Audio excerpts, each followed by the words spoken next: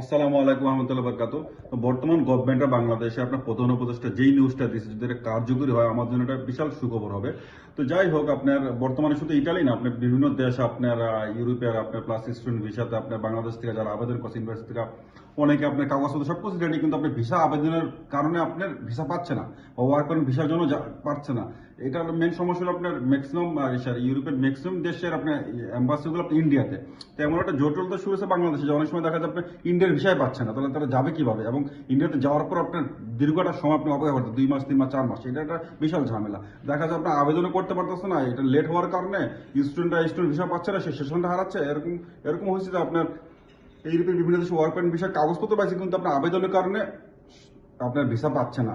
আপনার যদি আপনি সুন্দরভাবে বলতে চাই, আপনার একটা এক্সাম্পল দিলে আপনি ইটালিয়ান অ্যাম্বাসিডার চিন্তা করে দেখেন যে অ্যাপয়েন্টমেন্ট পাচ্ছেন না, অ্যাপয়েন্টমেন্ট পাওয়ার পরে আপনার রিজেক্ট হইতেছে, আপনার ঝামেলা হইতেছে, রেজাল্ট আসতেছে না, ইন্ডিয়া যাইতে হইতেছে কিছু কিছু মানুষের।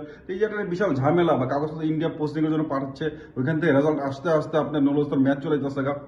তো যাই হোক, যে প্রধান উপদেষ্টা আপনার প্রতিটা দূতাবাসের সঙ্গে আলাপ আলোচনা শুরু করছে যাতে এই জাতীয় ঝামেলা এড়ানোর জন্য যদি আপনার ইন্ডিয়াতে আপনার অ্যাম্বাসাডার যেগুলো আছে আপনার, এটার পাশাপাশি ইন্ডিয়ার পাসপোর্ট পার্শ্ববর্তী কোনো দেশ হয়তো বা আবার এটা হইতে পারে যে বাংলাদেশ যদি স্থানান্তরিত করে বা কাউন্সিলর মিনিমাম কাউন্সিলর অফিসটা যদি দেয় আবেদন করার জন্য বিভিন্ন দেশের আপনার ভিসার জন্য, তাহলে আমাদের জন্য আপনার যে হ্যারাসটা ইন্ডিয়া যাওয়া, সেই হ্যারাসটা থেকে আমরা মুক্তি পাই, এবং মুক্তি পাইলে আলটিমেটলি আমরা ভিসাও পাই।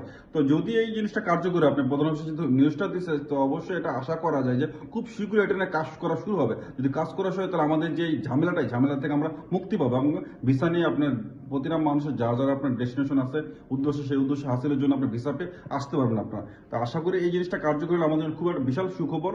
তো আজকে এখানে ভালো থাকবেন, আল্লাহ হাফেজ, চাও চাও।